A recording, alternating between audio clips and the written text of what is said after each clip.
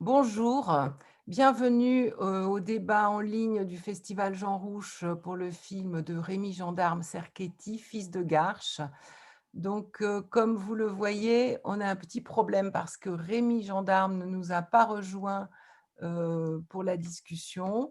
Alors, ce qu'on vous propose de faire, c'est de commencer le débat avec Barbara Fougère, que je remercie d'être venue pour discuter le film. Elle est doctorante en cinéma à l'Université Paris 1 Sorbonne. Bonjour Barbara. Et également Cécile Morin, que je remercie également, qui est porte-parole du collectif Lutte et Handicap pour l'égalité et l'émancipation. Merci Cécile. Merci. On va attendre encore un petit moment, peut-être que Rémi va nous rejoindre et puis sinon on programmera un autre débat avec lui un petit peu plus tard dans la semaine. Et alors nous avons également Henri-Jacques Sticker, que l'on voit à moitié, Mais qui est est-ce que philosophe. vous me voyez? Oui, Oui. vous êtes en ligne et en direct là. Donc il est philosophe, historien et également anthropologue. Donc je cède la parole à Barbara. Attendez juste une minute avant. Donc vous pourrez, vous, les spectateurs, poser des questions. Il y a déjà énormément de spectateurs, 62.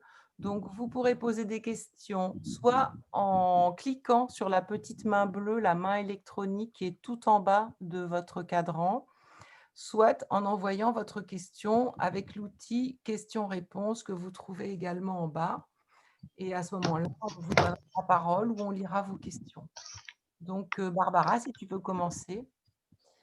Bonjour. Alors, donc, je voulais juste préciser que moi, je suis effectivement donc, doctorante en cinéma à Paris 1, mais je participe également à un groupe de recherche qui s'appelle Handicap et Société, qui est à l'EHESS. Voilà, je voulais juste rajouter ça. Et sinon, donc, j'ai eu la chance de pas mal échanger avec Rémi sur son film. Donc, du coup, je peux d'ores et déjà introduire un petit peu. C'est un travail, c'est un documentaire que j'ai trouvé très intéressant d'un point de vue, d'abord, évidemment, du point de vue du fond, évidemment, du point de vue de la forme aussi. Il m'a dit qu'il avait fait ce travail en pensant à un travail de mémoire, hein, de se rappeler, donc qu'il avait essayé de se rappeler de son expérience à Garches. Et c'est vraiment, il insistait sur le fait qu'il avait envie de montrer une image du handicap tel qu'il a existé et pas seulement tel que le Téléthon veut bien l'expliquer. Tout ce qui s'est passé à Garches est réel, a existé, et à travers son documentaire, il espérait le faire exister. Euh, Ce travail sur la mémoire, il l'a fait, on va dire, il l'a réfléchi, il l'a articulé sur deux niveaux. Et donc, il a fait une narration à double niveau, d'abord une sorte de double voyage, avec un voyage donc réel qui se passe dans le présent, qui est sa recherche des personnes qui ont vécu Garches, que ce soit ses propres parents, les parents d'autres personnes qui y sont allées, ou d'autres personnes, tout simplement, de ses amis qui sont allés dans cet hôpital et qui ont eu un vécu similaire. Donc d'abord, ce voyage, on va dire, présent, réel, et puis un voyage beaucoup plus fantasmatique, beaucoup plus imaginaire, avec des procédés du coup de la fiction, avec par exemple ce contrebassiste qui arrive à intervalles réguliers, mais aussi la voix off, la voix de Rémi qui lit des textes qu'il a écrits il y a de cela un petit peu de temps, des textes grâce auxquels il espérait se remémorer son expérience à Garches. Donc, il construit ces deux narrations parallèles, euh, mais c'est une voix off donc, qui ne commente pas, mais qui retranscrit une expérience du passé. J'ai trouvé ça extrêmement intéressant, d'autant plus qu'il y a il y a une scène extrêmement forte donc de mannequin qui est moulé dans un moulage, pour un moulage orthopédique. C'est une scène on voit qu'il l'a vraiment travaillé. C'est une manière de filmer quasi clinique qui choque, qui vraiment nous permet d'appréhender la violence en fait de l'indifférence. À cette scène, il a fait correspondre une scène finale qui n'a plus rien à voir, qui est une scène de moulage, mais dans le cadre d'une performance artistique. Et là, les gestes ne sont plus du tout exécutés de la même manière et le corps n'est plus du tout filmé de la même manière. Et ça, vraiment, je trouve que c'est une idée assez intéressante qui nous fait vraiment prendre conscience, d'une part, de la violence qu'on peut ressentir à une forme d'indifférence avec cette scène dans la clinique, et d'autre part, la manière dont, a posteriori, les personnes qui l'ont vécu peuvent se réapproprier, on va dire, ces expériences, cette expérience de mémoire. Il y a évidemment le fait que Rémi ait vécu lui-même cette situation, fait qu'il a pu, il a permis une parole différente et une narration différente. Et du coup, je vais passer la parole à Cécile Morin, justement, pour la question du point de vue. Oui, mais c'est-à-dire qu'en fait, nous, enfin, moi, là, je vais parler en tant que militante dans un collectif de personnes handicapées. Ce qui est vraiment intéressant et riche avec ce film, c'est que déjà, on a effectivement, comme vous l'avez dit, une réappropriation de la parole sur le handicap par des gens qui sont les premiers concernés. Parce que, aussi étrange que ça puisse paraître, en fait, les représentations du handicap dans le cinéma documentaire ou dans la littérature, elles sont souvent en fait celles de personnes valides. Et donc là, on n'a pas cette extériorité du regard et ce regard en fait surplombant sur le handicap.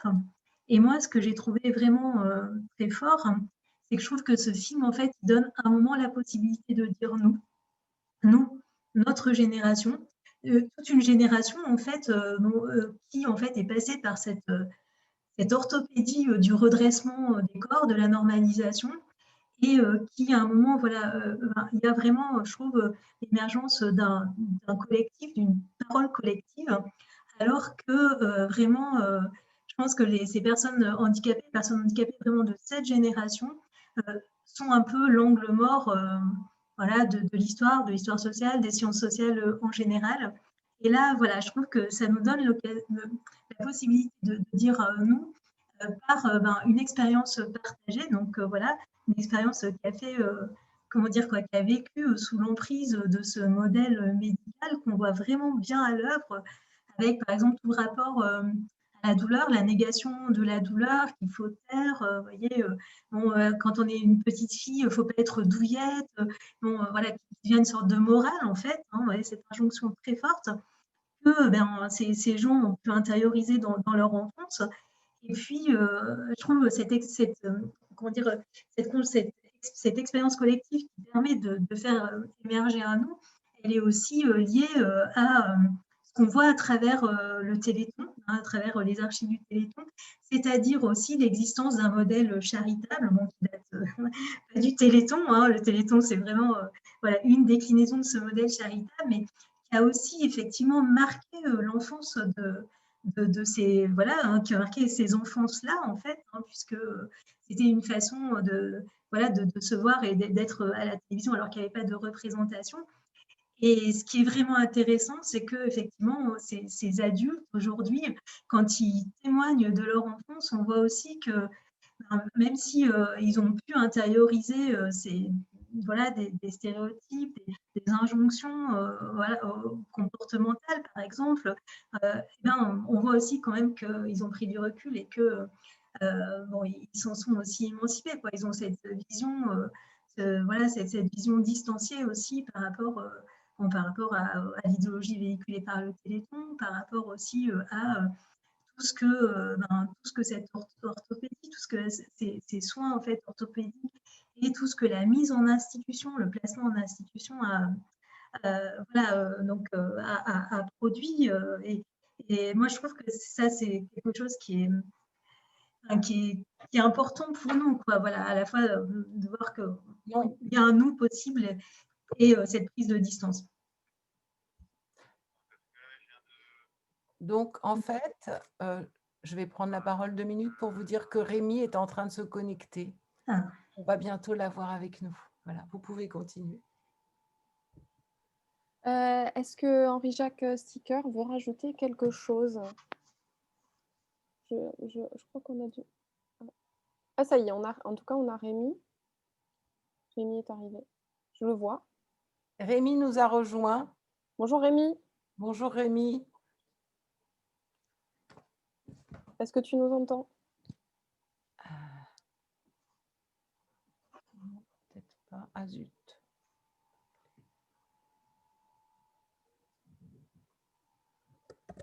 Je vais le renommer.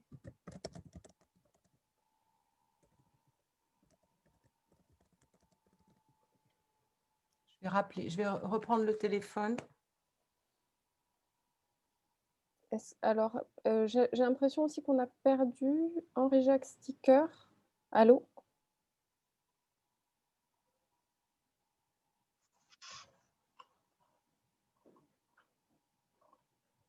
Cécile, est-ce que tu pourrais peut-être nous présenter aussi ton collectif? Ok. Le collectif donc, Lutte et handicap pour l'égalité et l'émancipation, c'est un collectif de personnes donc, concernées par le handicap et qui vise à lutter voilà, bon, en gros hein, contre le validisme. Donc, nous intervenons dans l'espace public, par exemple sur les représentations, en promouvant des représentations de nous-mêmes, par nous-mêmes, voilà, donc, en promouvant des représentations plus justes qui échappent soit un peu, vous voyez, à l'héroïsation des personnes handicapées qu'on voit très souvent dans les représentations, soit au misérabilisme. Voilà, nous luttons aussi sur le terrain politique contre le placement en institution hein, des personnes que nous considérons comme l'ONU comme une forme de ségrégation, hein, parce que ce placement il est contraint et il place les gens en dehors du droit en fait et en dehors de la société spatialement et socialement. Et voilà, en amont, nous luttons en fait pour l'égalité des droits des personnes handicapées, pour le droit à l'autonomie, le droit de choisir avec qui on veut vivre et comment.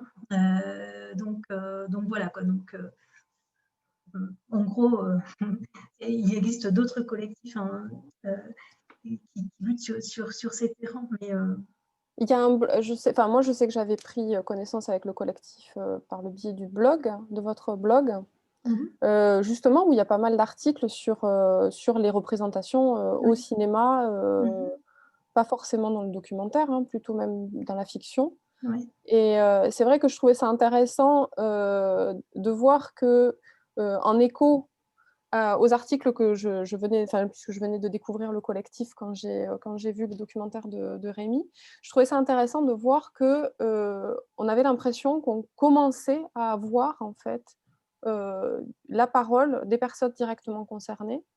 C'est assez nouveau et j'ai l'impression que qu'il y a un effet boule de neige parce que j'ai vu donc le documentaire de Rémi qui d'ailleurs c'est pas son premier documentaire, hein, il en a fait plusieurs autres. J'ai vu aussi qu'il y avait eu Creep Camp sur Netflix, qui a été fait à partir des archives personnelles de la réalisatrice. J'ai vu aussi qu'il y avait aussi Netflix encore avait produit un espèce de mélange entre le documentaire et la fiction qui s'appelle Dick Johnson is Dead, sur une réalisatrice qui fait un documentaire sur son père qui est atteint de la maladie d'Alzheimer. Il y a Defiant Lives aussi, hein, Ouais. documentaire australien aussi. Voilà, et c'est vrai que j'ai l'impression qu'on commence à avoir enfin une autre voix au handicap, mais bizarrement, c'est assez récent comme mouvement. Il y a quelques expériences, on va dire, singulières dans l'histoire du cinéma. C'est vrai que je disais à Rémi que j'avais pensé un petit peu au dernier film en fait, qu'avait fait Jean-Daniel Paulet, Jour après jour en particulier, qui n'a pas terminé, c'est un ami à lui qui l'a terminé. Mais qui est vraiment une tentative de transcription de son point de vue, en tout cas, en tant que personne handicapée, sur la manière dont il voit le monde, dont il voit ceux qui l'entourent. Et je trouve que c'est intéressant de voir que ça commence à émerger, bien que Rémi m'ait déjà dit que la diffusion n'était pas évidente, en fait, que c'était justement une problématique. C'était le prochain problème en fait, auquel il fallait s'attaquer, c'est que maintenant que les personnes handicapées prennent le pouvoir et décident de raconter leurs histoires, le problème c'est demander aux gens de les écouter en fait. J'ai un peu l'impression, en tout cas, je ne sais pas si je me trompe, mais voilà, j'ai un peu l'impression que Oui. ça. Après, je pense qu'il y a une forte demande, puisque par exemple, nous, on a un tout petit collectif, mais on est extrêmement sollicité. Il y a une forte demande, mais effectivement, enfin, je reviendrai un petit peu sur, je mettrai un bémol, hein, en fait, on n'a pas le pouvoir, hein, c'est bien le problème, parce que sinon les choses seraient vraiment autrement, puisque si vous, donc voilà, on est quand même une population extrêmement dominée socialement, politiquement, extrêmement discriminée, avec un pouvoir très fort donné aux associations. Voilà, Rémi. Ma connexion, Ah non. ma connexion doit être très mauvaise. Moi, je n'ai rien entendu Ah oui, je crois que... de l'invention Oui, alors je crois qu'on a un problème de de. connexion avec Monsieur Sticker. Allô? Non, parce que ça m'a demandé. Vous m'entendez? Alors, on entend très mal Henri-Jacques Sticker, mais Rémi vient de nous rejoindre, alors on va peut-être laisser la parole à Rémi pour qu'il nous présente un petit peu. Je suis là. Bonjour, enfin. Je suis désolé d'autant de retard. Voilà. Alors, on a commencé un petit peu à parler de ton film. Je m'étonne. Est-ce que tu as vu un petit peu ce qu'on avait déjà dit ou est-ce Non. une surprise totale? Bon, on a commencé. Ouais. Donc, on a parlé de ton film, on a un peu expliqué moi j'ai parlé de ton système narratif de ton double voyage, on va dire. Merci. Voilà. Mais Cécile a un petit peu parlé aussi du point de vue, mais déjà, est-ce que tu pourrais nous donner les raisons qui t'ont poussé à faire ce film et puis l'état d'esprit dans lequel tu l'as fait? Je me souviens très bien de la nuit de 2007 où j'avais fini de tourner mon premier genre de documentaire qui s'est appelé Le bruit du lait fraise. Et je me suis dit, bon, mais maintenant, il va falloir filmer Garche. Alors, l'état d'esprit, c'était le sentiment de l'urgence, en fait. Le sentiment absolu de raconter l'histoire de ces d'abord enfants et puis adultes qui ont été atteints de amyotrophie spinale et sont passés par Garche, qui ont connu ces murs, ces vieilles pierres, même si Garche a été pour beaucoup un centre de rééducation. Là, je vous raconter cette histoire des enfants atteints d'amyotrophie, on va dire ASI, et qui ont vécu là-bas. Alors certains ont vécu là-bas plusieurs années et d'autres comme moi y allaient pour quelques jours à chaque fois. Voyez-vous,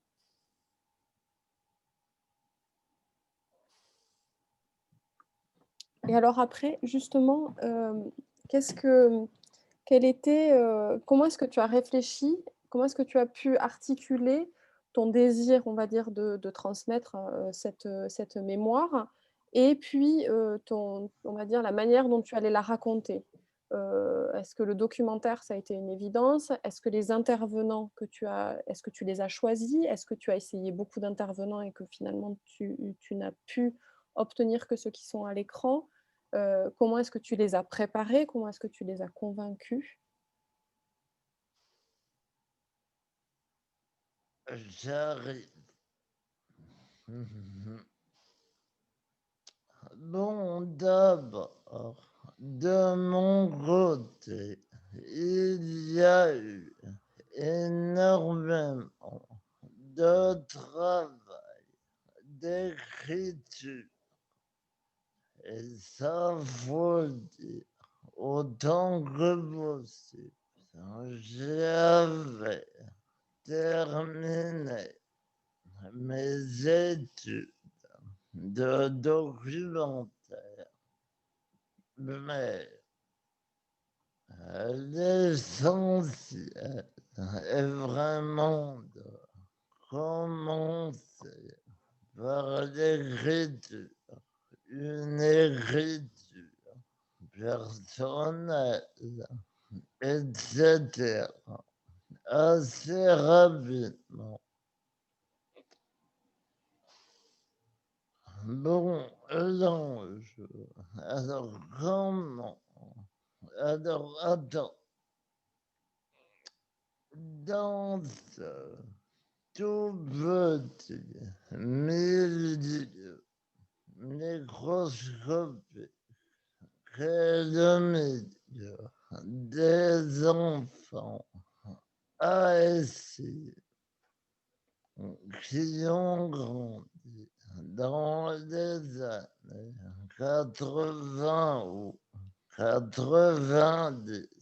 Bah, c'est la génération AFM, une grosse association où beaucoup de gens se connaissent par cette émission horrible qu'est le Téléthon. Et une chose, un truc intéressant.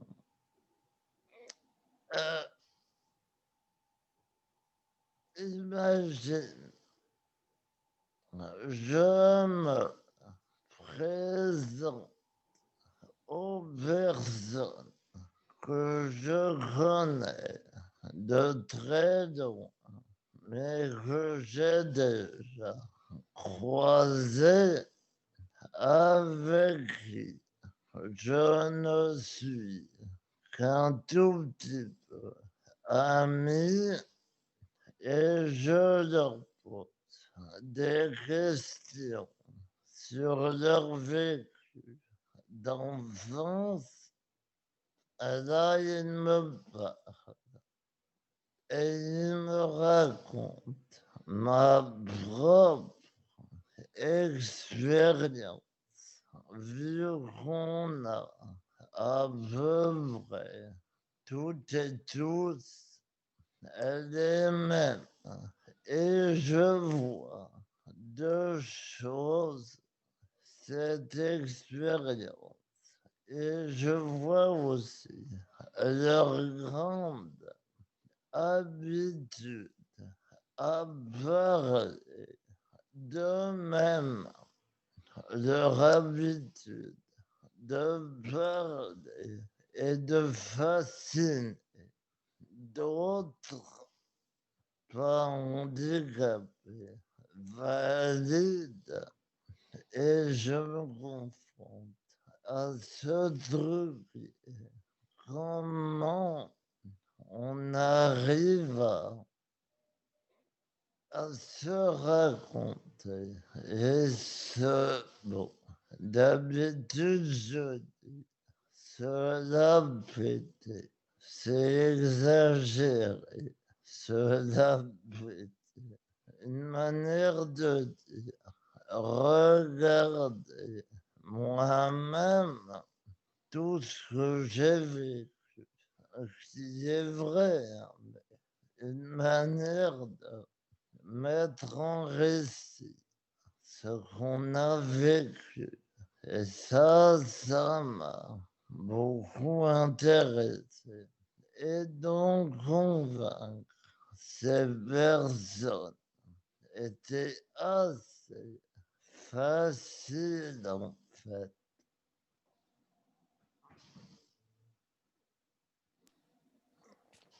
Tout à l'heure Moi, avec oui, tout à l'heure avec ah oui, je voulais juste, j'ai vu qu'on avait perdu, Henri-Jacques, Sticker. Si ce dernier nous entend et qu'il veut poser des questions ou intervenir, il peut le faire aussi, par le biais du chat, si jamais il a des problèmes de connexion et qu'il n'arrive pas à revenir, avec nous. Tout à l'heure avec Cécile, on parlait aussi des problèmes de diffusion, c'est-à-dire que c'est déjà super de pouvoir réaliser, un documentaire avec, vraiment son propre point de vue et imposer sa forme et son fond, mais c'est vrai que la diffusion est un peu l'autre partie du problème. C'est-à-dire que tu m'avais dit que tu avais du mal à trouver en fait, qu'on te reprochait souvent de faire un film, de niche. Je sais que c'est pas la première fois que j'entends ça sur, les films, que ce qu'ils soient de fiction ou des documentaires. Dès qu'ils empruntent on va dire un point de vue un peu différent, et qu'ils abordent le handicap, on se retrouve avec une grande difficulté, pour, trouver un public, mais pour trouver aussi des modes de diffusion. Est-ce que tu peux nous en parler un petit peu, nous dire ce que tu en penses?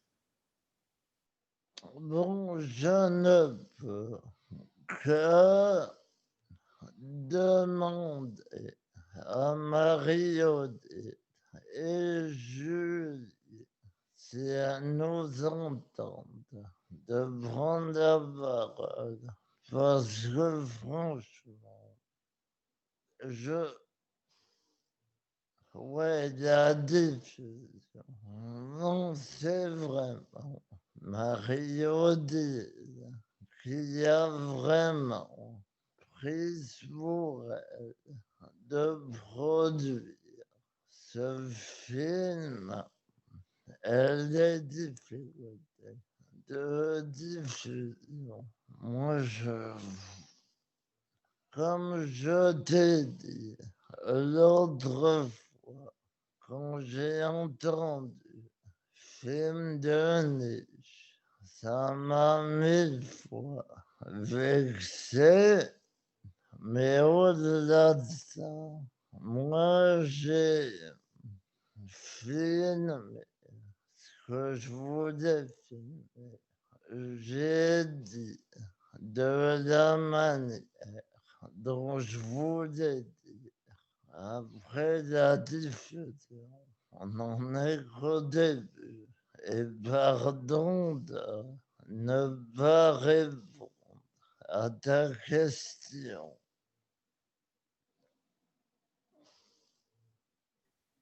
Alors, j'ai l'impression qu'on a récupéré, Henri-Jacques Sticker, donc si jamais il a envie d'intervenir. Et si par hasard Marie-Odile est dans les spectateurs, je ne l'ai pas identifiée, mais elle peut lever la main et à ce moment-là, je lui donnerai la parole. Non, je vois la- Alors, est-ce que Henri-Jacques Sticker, qui n'a pas encore pu parler jusqu'à présent, allô? S'il le souhaite. J'ai l'impression qu'on a des problèmes de connexion avec lui.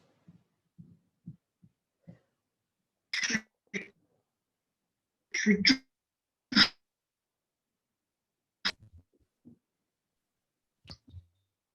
Allô? on sait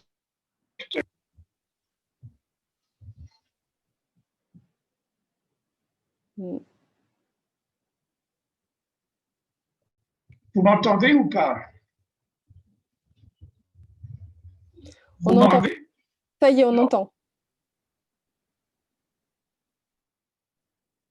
Mais moi, j'entends rien du tout. Toujours coupé.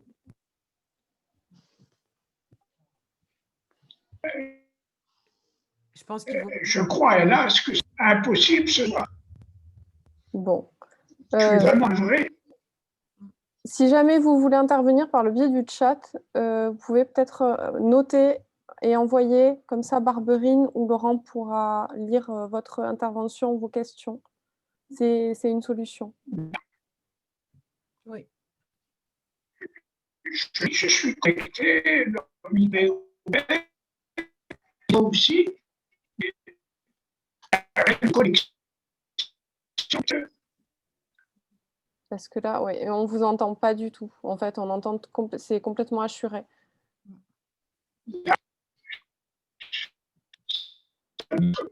Donc, je pense qu'il vaut mieux que vous interveniez envoyer un message par le chat. Complètement assuré. Oui, c'est assuré, oui. Donc, je pense qu'il vaut mieux utiliser le chat. Ouais. Parce que ça ne va pas être fluide du tout, c'est pas possible. Voilà. Et n'hésitez pas à envoyer votre remarque ou votre question, et Barberine et Laurent les liront. Ouais. Non, parce que là, vraiment, on n'entend rien. Non, la qualité est vraiment très, très mauvaise. Là, on n'entend pas. Barberine et Laurent, et justement, est-ce que vous voulez... Est-ce que vous voulez lire... Est-ce que vous avez des questions? Est-ce que vous voulez lire certaines questions? Il y a une question sur le chat que je peux lire. Il vaut mieux que vous coupiez le micro parce que... Voilà. Bonjour, le fait de mettre en évidence la question du handicap dans ce documentaire a-t-il permis un choix spécial des caractéristiques de chaque scène? Ah. Oh. Et...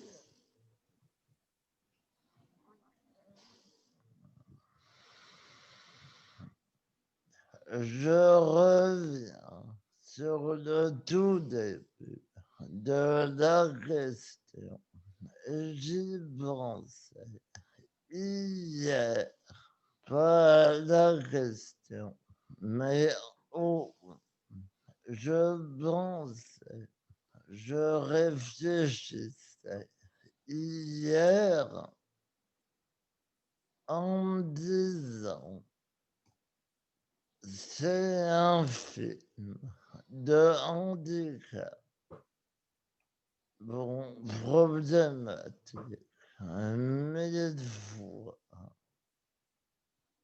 fertile. Bon, je crois que non.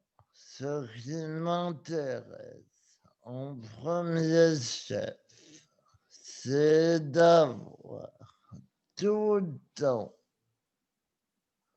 pendant le tournage et jusqu'à l'obsession de me dire, bon, je ne veux pas faire un film d'interview.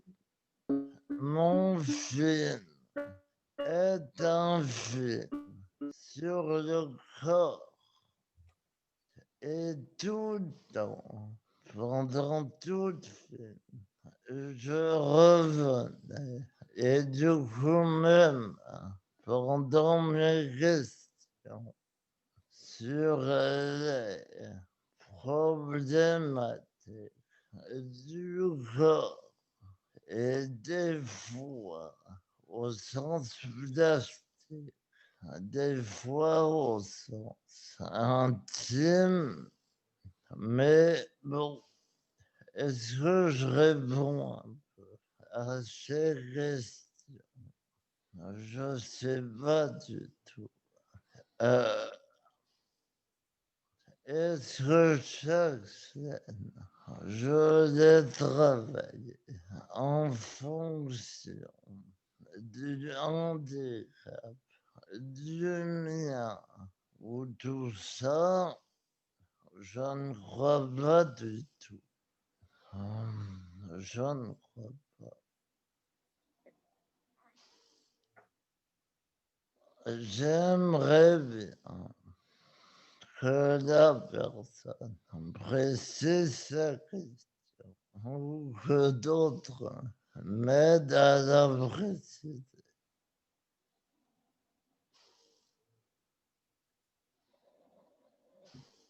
Par exemple, tu as filmé, le corps. On va dire que peut-être que c'est difficile de parler vraiment de manière de filmer les corps quand tu es en interview, parce qu'effectivement, bon, c'est quelque chose, il faut laisser de la place à la parole, et du coup, ça permet pas forcément d'être créatif au niveau du cadrage et du montage. Mais par exemple, sur la scène de performance, on voit que tu as quand même beaucoup plus, que tu l'as travaillé, qu'elle n'est pas juste filmée frontalement. Donc, Oui, oui, j'ai rencontré Camille Guénatry 3 mois avant le tournage. Une histoire un peu nulle à raconter. Attendez, peux-tu arrêter ça? Pardon. Donc j'ai rencontré ce gars, Camille. Nous sommes devenus très amis en très peu de temps. Et lui, il est performeur. Ça veut dire qu'il utilise son corps pour faire de l'art. Et bon, je lui ai dit, ce qui ferait vraiment très très bien, c'est que tu trouves à faire une performance pour la fin du film. Il a été emballé à mort. Et ça, son ami Aurélie aussi. Et donc, voilà. Alors, sur la manière de filmer, je voudrais vous dire plusieurs caméras. Il y a la mienne sur mon fauteuil. Il y a la caméra du chef opérateur. Et on a mis une caméra au plafond. Ça, c'était important, vraiment important pour moi, parce que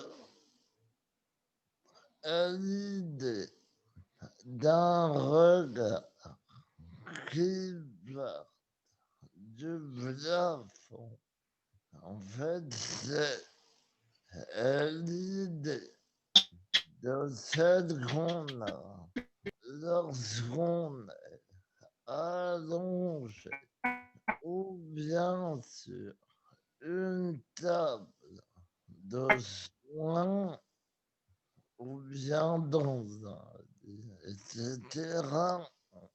On voit de plafond. Donc on a du plafond qui nous regarde. Et donc, il y a cette caméra ici.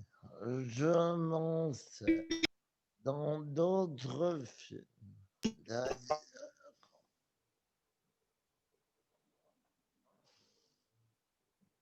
point.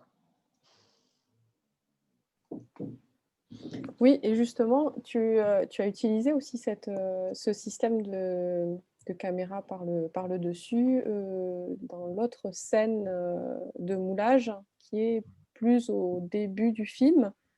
Mais on voit quand même que le montage est beaucoup plus clinique, alors que celui de la performance, c'est autant le cadrage, évidemment que les gestes aussi, hein, de la jeune fille, mais on sent qu'il y a un rythme totalement différent, alors que dans la séance du moulage orthopédique. C'est beaucoup plus clinique, beaucoup plus vif, on va dire, comme montage, mais il y a des cadrages, il y a des angles, des prises de vue qui sont similaires en tout cas. J'en parlais avec la fille d'une amie qui a 16 ans. Elle me dit que ce film l'avait un peu remué. Alors, je lui en demandais un peu plus. Elle me parlait du premier moulage et de la scène avec Camille. Je lui demandais et tout. Pour elle, elle me disait, c'était un peu choquant. Je lui faisais remarquer que la première scène, c'est une scène de souffrance, puisque toutes et tous, on a des souvenirs assez incroyables et très précis de ce moulage sous cadre et Camille. C'est pas la souffrance. Je lui ai dit, c'est une scène artistique d'émancipation et de choix. Et elle m'a dit, ah oui, c'est vrai. Et c'était rigolo. Voilà. Barberine, je te laisse continuer avec les questions. En fait, on a l'une des personnes qui a travaillé à la production, Julie Nguyen Van Kie, qui propose donc de répondre aux questions de production. Donc, je vais lui donner la parole. Carrément. Alors, Julie, il faut que... est-ce que vous êtes là? Voilà, Julie. Oui, vous m'entendez? Oui, on vous entend. On vous entend, Julie. Bonjour à tous. Non, bah tout à l'heure, il y a eu une question par rapport à la diffusion. Alors, je suis pas hyper bien placée pour en parler parce que c'est vraiment Marie-Odile qui s'occupe de ça à présent. Mais ce que je peux dire, c'est que en fait, il y a une certaine chronologie au niveau de la diffusion des documentaires qui fait qu'on va d'abord adresser le film à des festivals qui cherchent une certaine exclusivité dans la nouveauté du film et que le film n'a pas trouvé sa place dans cette sélection-là. Et effectivement, ce qui revenait plusieurs fois, c'était le film de niche. C'est très étonnant pour nous, mais dans le sens que c'est un documentaire de création. Donc, c'est sa propre proposition. Et après, je pense que... alors, c'est difficile, du coup, c'est difficile à dire de savoir ce qui fait que la question du handicap a été un frein ou pas dans cette sélection-là. Ça a mis plus de temps, mais bon, le film a commencé un petit peu à être montré. Et il y a une chaîne de télévision qui pense qui a proposé de l'acheter, mais en le réduisant, en enlevant une version pour la télévision de 52 minutes. Donc ça, c'est à l'étude. Mais voilà, voilà ce que je pouvais dire par rapport au temps on était sur la diffusion. Merci. J'ai d'autres questions, sauf si vous voulez rebondir sur la question de la diffusion ou de la production. Sinon, je passe à une autre question. Donc, Jean-François Raveau, en dehors de certaines scènes comme le moulage, vous offrez surtout des images de l'hôpital de l'extérieur et ce sont les paroles qui en évoquent l'intérieur. Pouvez-vous nous commenter ce choix?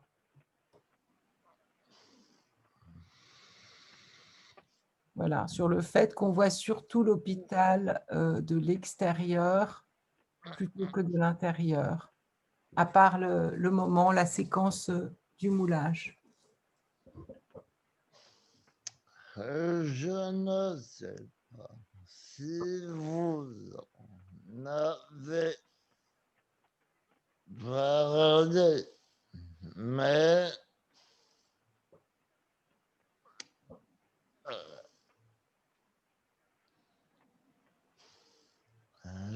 bon, esthétiquement, j'aime infiniment filmer les murs. Vraiment.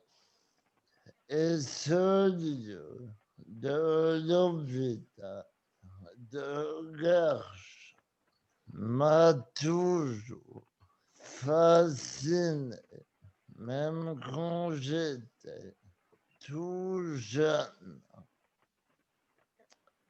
Et bon, c'est pas du tout la salle pétrière, cet hôpital. C'est un hôpital qui a été ouvert en 1830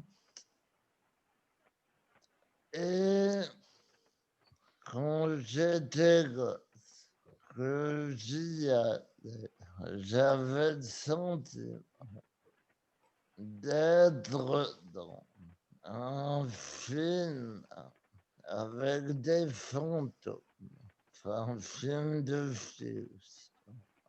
Et ça, vraiment, ça me plaisait, entre guillemets, plaire. Et donc, bon, oui, j'ai très peu filmé l'intérieur, déjà parce que tout ce qu'on raconte n'existe presque plus, ou pas pareil. Donc, il m'a semblé que la parole serait plus intéressante vu qu'on en parle. Le premier téléthon, c'est 87. Et le moulage et tout, même si le moule exerce, exerce toujours, c'est plutôt des choses qui avaient cours dans les années 90. Voilà. Oui, nostalgie. Pas d'un film qui s'attache à faire un état des lieux de l'hôpital aujourd'hui dans ces deux voyages, l'un réel où il s'agit de faire émerger la part de personnes handicapées atteintes d'ASI au présent et l'autre voyage beaucoup plus dans l'intériorité du souvenir. C'est pas une phrase, pardon, c'est fini. Barberine, est-ce que tu as d'autres questions? Marie-Odile est avec nous, je peux lui passer la parole. Marie-Odile Gazin est donc la productrice du film. Marie-Odile, est-ce que... Ah, il faut allumer votre micro. Là, Voilà, vous m'entendez? très bien, parfaitement. En fait, je ne sais pas si Rémi en a parlé ou pas, parce que j'ai pris des choses en cours de route, j'ai eu des problèmes Internet. Par contre, le film va sortir, je suis en relation avec un attaché de presse, avec un programmateur. Et voilà, donc nous allons sortir le film quand, je n'en sais rien. Aucun distributeur n'a eu le courage ou nous a. Je ne sais pas si c'est la. On me dit c'est un film de niche, c'est un film difficile, ce que je ne crois pas. Ce n'est ni un film de niche, même si c'est aussi un film de niche. C'est un film pour tout le public. Et voilà. Alors, donc, on a des difficultés sur la distribution. Je me suis déjà aventurée dans comment dire, la programmation des salles pour un film qui s'appelait Vivant, qui était sur le sida. Et je sais la difficulté que ça implique, mais là, je vais faire appel à des professionnels pour faire le nécessaire parce que moi, je n'en ai pas la capacité. Ce film sortira en salle et ça, pour moi, c'est un engagement. C'est une nécessité.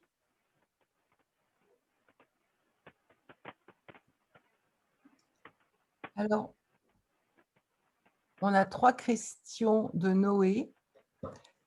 Est-ce que certains passages filmés ont dû être coupés car ils étaient inaudibles pour le grand public et pour la diffusion? Sa deuxième question est: comment avez-vous travaillé avec le contrebassiste? Et enfin, le choix du sous-titrage en anglais, si c'était pour favoriser une diffusion internationale ou pour rendre audibles les propos pour tous en contournant le symbolique d'un sous-titrage en français. Alors là, je peux répondre à la dernière question parce qu'en fait, c'est nous au festival qui avons demandé une copie sous-titrée en anglais de façon à ce que tous les gens qu'on connaît qui sont dans d'autres pays puissent voir le film. Tous les gens qui ne parlent pas français à l'étranger, on est en contact avec beaucoup de spectateurs en Europe pour donner, voilà, pour que ce film puisse être vu par les non-francophones. En revanche, Rémi, donc les 2 autres questions. La première, c'était: est-ce que certains passages ont dû être coupés? Et ensuite la musique. Ben, je vais commencer par la musique. Bon.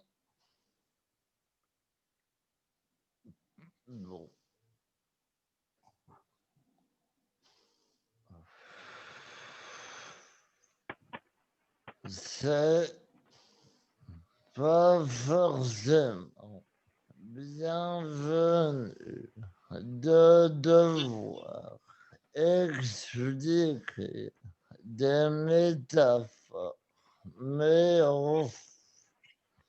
c'est peut-être pas très grave. Je connais David depuis mes 17 ans. J'en profite pour découvrir la musique improvisée. Et au moment d'écrire sur Garche, d'écrire une note d'intention, j'ai un budget. J'ai l'obsession de faire un film parce qu'on appelle un film l'obsession de faire. Excusez-moi, on arrête. Je reprends. Au moment d'écrire, j'ai l'obsession de faire un film précédait du film entre guillemets militant. Je veux faire un film de, de ressenti, de sensation, presque un film de fiction. En fait, il y aura de fiction que des outils de la fiction. Et donc, il y a cette image de David en disant, il jouera, enfin, il incarnera cette présence qu'on imagine à peine que menaçant, une présence menaçante. Et je me rends compte que ça colle très bien avec ce lieu et ce fameux tunnel.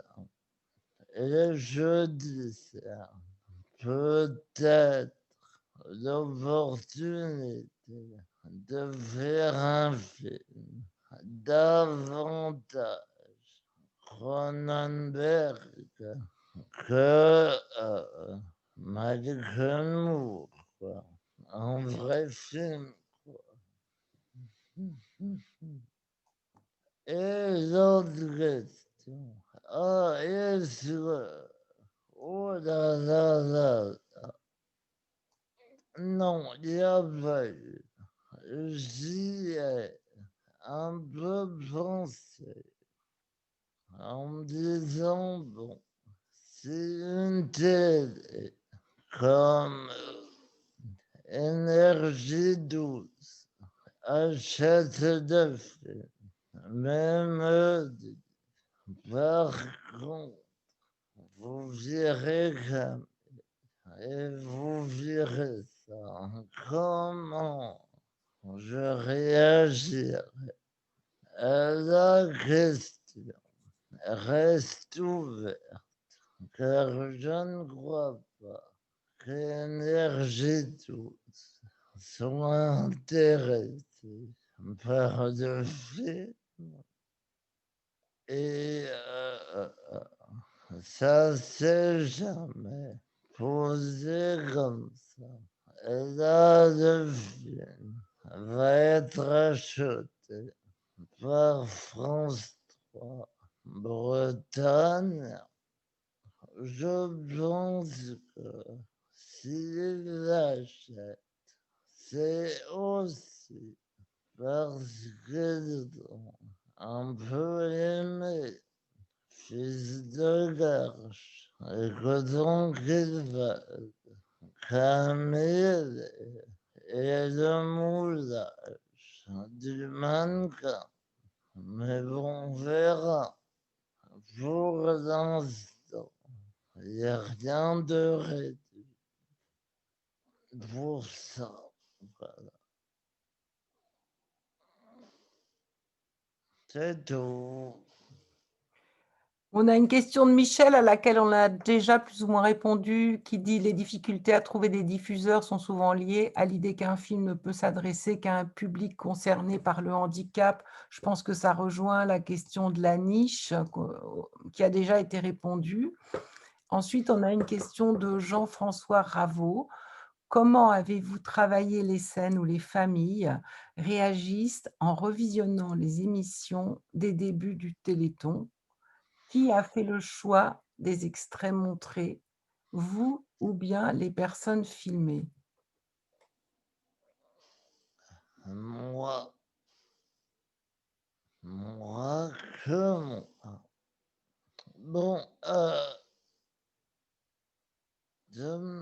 bon, pour moi, d'après moi, et depuis longtemps, en fait, le Téléthon est quelque chose de violent. Violent pour moi, violent pour les personnes filmées, même s'il y a le plaisir pour beaucoup de passer à la télé, mais le discours qui est passé dans les années 90 était violent. Et Dimitri en parle bien quand il dit on a toujours eu cette image du gars avec son bouclier et son épée. Donc voilà. Alors au début, au début, je me fais entre guillemets plaisir, même si ce fut douloureux. J'ai regardé 6 années de Téléthon de 87 à 93 pour sélectionner les passages qui me semblaient les plus horribles. Enfin, bon. Après, je fais une petite vidéo que je montre durant des interviews. Voilà. Et après, rien. C'est du montage. Voilà. De voir aussi ce que les personnes concernées ont à dire à 20 ans de différence. Mais tout compte fait, je trouve que cela donne une idée assez juste de voilà. Quand on ne parlait pas de handicap dans les années 90, voilà comment la société occidentale choisissait de parler des personnes handicapées un petit peu comme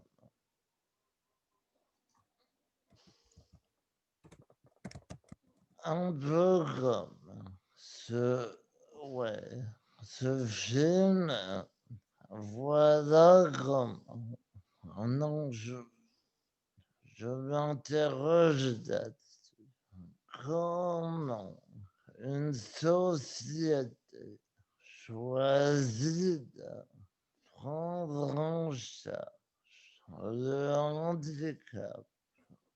Voilà. Cécile, est-ce que tu as envie de rebondir justement sur... Ah, il faut que tu réactives ton micro par contre. Pardon. Oui, voilà, juste par rapport à ce que disait Rémi, moi je trouve que voilà, ça c'est aussi intéressant. Je trouve que voilà, on voit quand même que toute l'espèce de prise en charge et d'injonction de la société sur ce corps des enfants, en fait, voilà, le fait que ce corps, ils en soient quand même dépossédés voilà, par le pouvoir médical, par cette orthopédie vraiment voilà, qui doit normaliser ces corps et les retordre dans l'autre sens pour les rendre conformes, mais en dépit de la douleur voilà, qui ne doit pas exister. Et puis, je trouve qu'avec ces scènes du Téléthon, on voit aussi la dépréciation le jugement vraiment dépréciatif porté sur ces corps, voilà, donc et donc qui à la fois vise à faire pleurer dans les chaumières pour donner de l'argent et puis qu'on compare avec les corps des enfants valides. Enfin, je trouve que c'est effectivement, c'est quand même d'une grande violence en fait. Voilà, je trouve que ça c'est vraiment bien rendu. De même qu'un autre truc que je trouve bien rendu aussi dans le film, c'est, enfin moi je l'ai ressenti comme ça, hein, bon, sans doute aussi en m'identifiant, mais c'est le sentiment de séparation en fait, un peu que ressentent ces enfants, voilà, entre eux, ce qu'ils peuvent vivre dans le milieu hospitalier, qui est vraiment en dehors en fait ben, voilà, de leur famille, chez qui ils retournent le week-end, ou ensuite de ce qu'ils peuvent vivre quand ils vont au collège, cette espèce d'univers complètement clos. Et je trouve que ça, dans la façon dont est fait le film, effectivement, quoi, sur par exemple le gros plan sur le plafond, etc., je trouve que c'est, enfin, moi je trouve que ça rend aussi assez bien cette expérience de séparation un peu d'avec soi-même, quoi, de deux univers complètement différents. En fait, je dis deux choses qui sont un peu distinctes.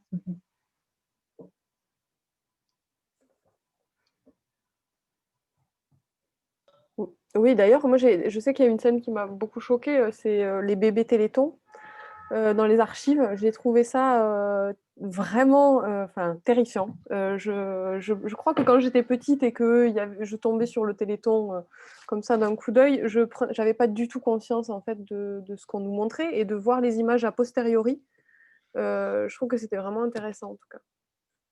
Barberine, est-ce que tu as encore peut-être, je vois qu'il y a encore des questions. Je te laisse.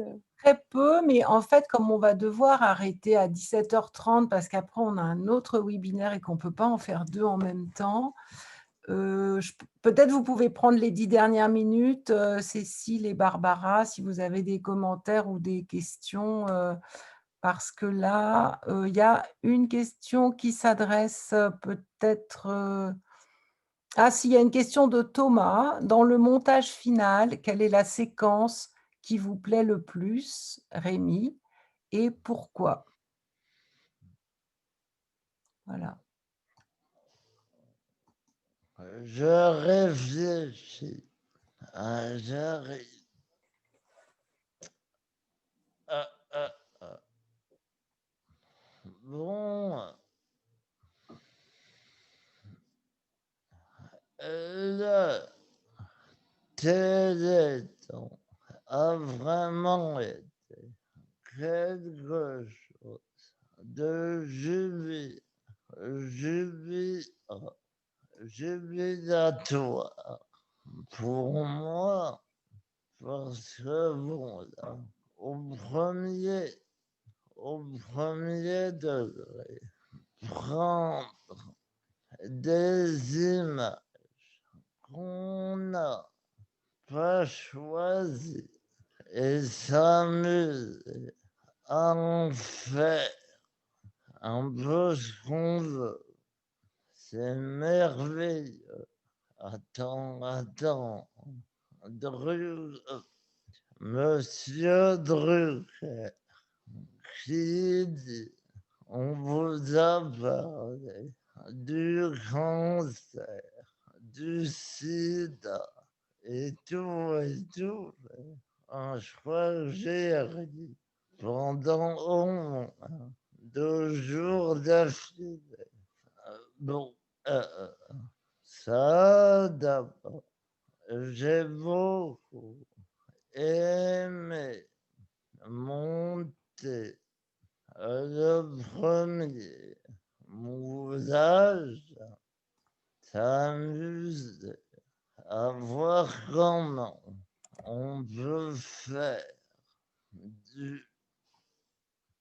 du film d'horreur, un truc comme ça. Ça, j'ai beaucoup aimé. J'ai enfin cramé. David et s'amuser m'a beaucoup aidé parce que ça donne aux images l'émotion que je voudrais faire paraître. Voilà. Mais alors, j'aurais discuté avec Cécile, mais j'ai oublié ce que tu as dit. En tout cas, merci pour tes retours. Mais oui, une fois qu'on a dit, bon, à une époque, la médecine, c'était ça.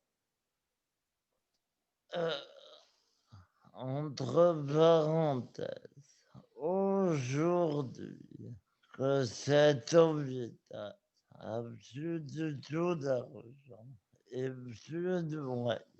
Ce qu'on m'a dit pendant le tournage, quand j'ai croisé des gens que moi j'avais connus, étant enfant, on me disait, ben oui, aujourd'hui, les trucs horribles, on les fait plus. Mais en attendant, on savait vous soigner.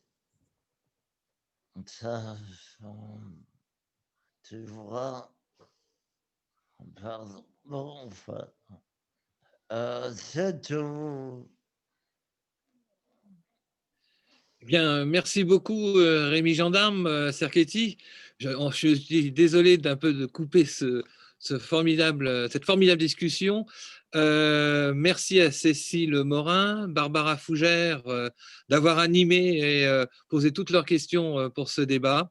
Nous nous retrouvons, pour ceux qui veulent continuer à nous suivre, à partir de 18h pour un nouveau débat autour du film A Shape of Things to Come, le film de Lisa Malloy et de Jean-Paul Sniadecki. Merci à vous tous d'avoir suivi ce débat et peut-être à tout à l'heure pour les uns et pour les autres. À bientôt. Au revoir. Merci à tous. Merci, Rémi.